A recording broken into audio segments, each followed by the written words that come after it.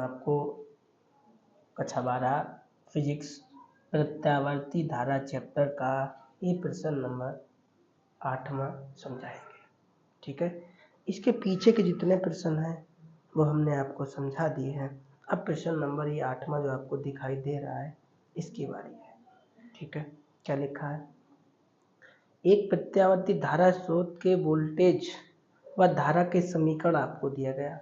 B बराबर 110 sine omega t plus pi, I बराबर 11 sine omega minus पाई/3, ये आपको दिया गया। B I के बीच आपको कलांतर निकालना है। परिपथ में शक्ति क्षय, दो बातें आपको बता दी। तो हमने क्वेश्चन पढ़ा और किताब को साइड में रखा और हमने कहा कि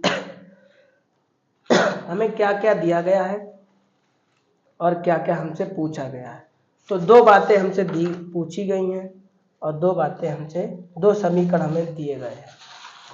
ठीक है, तो सबसे पहले डालो प्रश्न नंबर और लिखो दिया है। क्या लिखो? दिया गया है। प्रश्न नंबर हमारा 8 है। ठीक है, और हमें दिया गया है, क्या दिया गया है?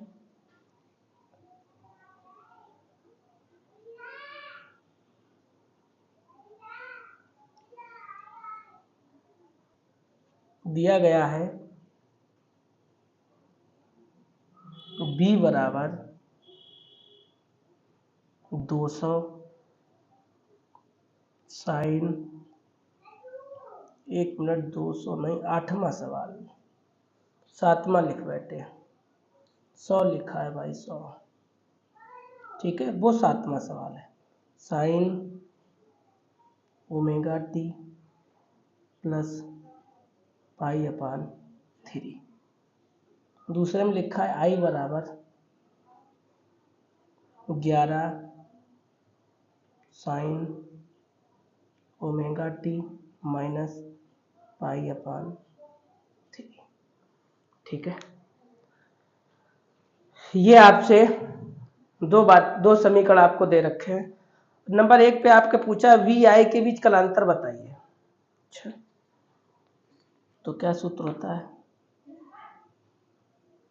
V व I के बीच कलांतर, मतलब डेल्टा फाई आपको ज्ञात करना है। डेल्टा फाई आपको ज्ञात करना है। तो सूत्र होता है φ1 माइनस φ2, ये आपका सूत्र होता है। तो φ1 का मान ये वाला है, मान लो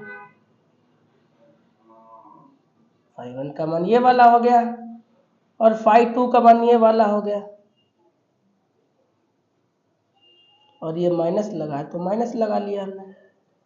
ठीक है, अच्छा,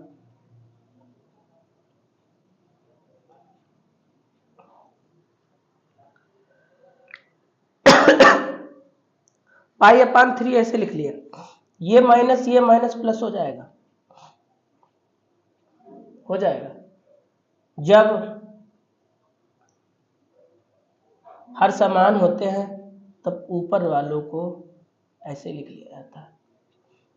ऊपर वालों मतलब अंशों को ऐसे लिख लिया जाता है। जब आपके हर बराबर होते हैं तो अंशों को ऐसे लिख लिया जाता है। इनको जोड़ो तो 2π/3 हो गया। इतनी बात समझ में आ गई? ये आपका क्या आ गया? कलांतर। ठीक है,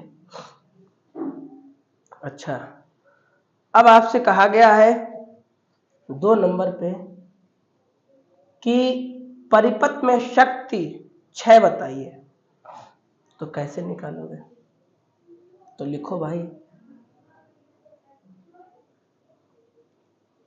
परिपथ में शक्ति, परिपथ में शक्ति क्षय।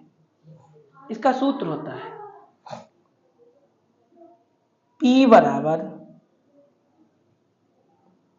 VRMS मल्टीप्लाई RMS और cos फाई।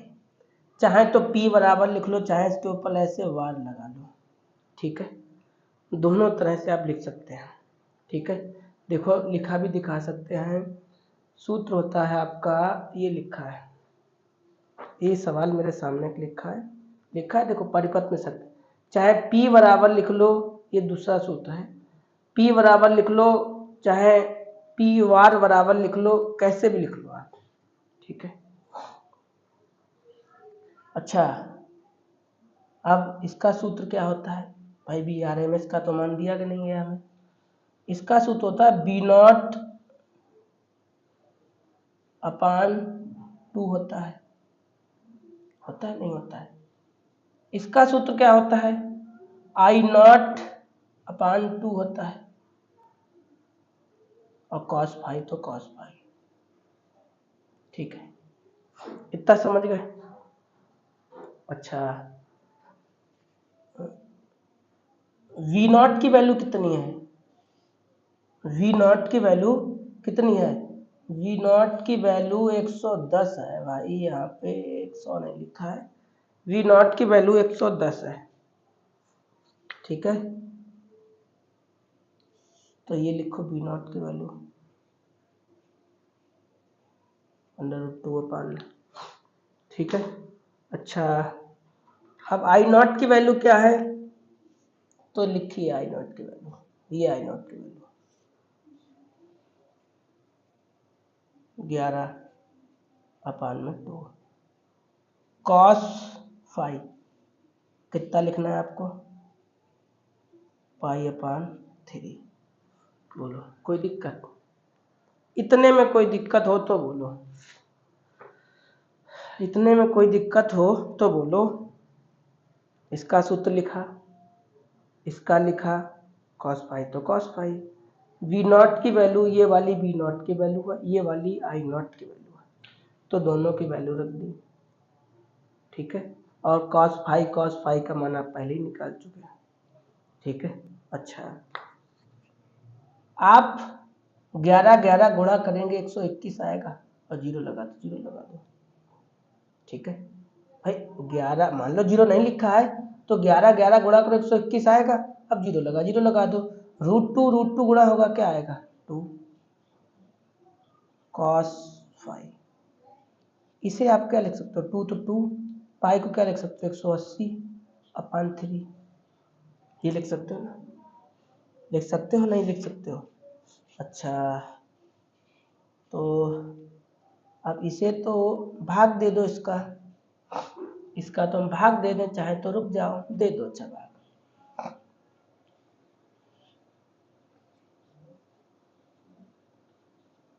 6 दूनी 12, डबल संख्या तो आते हैं, आपको पता है, 0 तो आते हैं, 5 दूनी 10। इसका जब भाग देंगे तो इतना आएगा, और cos काटो, 3 एकम 3, 3 छाक 18, तो 2 गुणे हो जाएगा, ठीक है। अच्छा, ये जोड़ो, वो कारक जोड़ो, 6 दूनी 12, 6 दूनी 12, cos 180, इसे चेंज कर ले। कैसे चेंज कर ले? cos 90 + 30 क्या हो जाएगा? जब आप इसे चेंज करोगे तो माइनस साइन 30 हो जाएगा। तो कहने का मतलब ये हुआ कि साइन 30 का मान कितना होता है? 1/2, है ना भाई? साइन 30 का तो मान पता ही होगा आपको, और माइनस लगा तो माइनस लगा लिया। अच्छा, गुणा करोगे तो ये आ जाएगा, और फिर 2 का भाग दे दो, ठीक है। 3 दूना 6, ठीक है, 3 दूना 6, 0 तो 0, 2 दूना 4, 1 और 0.5, ठीक है। तो कितना आया? चाहो तो आप इतना लिख दो, कितना शक्ति। चाहो तो आप इतना लिख दो या आप इसे इतना भी लिख सकते हैं, ठीक, चाहे माइनस में लिख दो चाहे प्लस में लिख दो। अब आप ये बताइएगा शक्ति का मात्रक क्या होता है, तो शक्ति का मतलब वाट होता है। इस तरह से आपका 8वां प्रश्न लग गया। बढ़िया क्वेश्चन था, ठीक है। मिलेंगे आपको कोई दूसरे क्वेश्चन में, तब तक आप इस क्वेश्चन को फेयर कॉपी पे नोट करिएगा, ठीक है।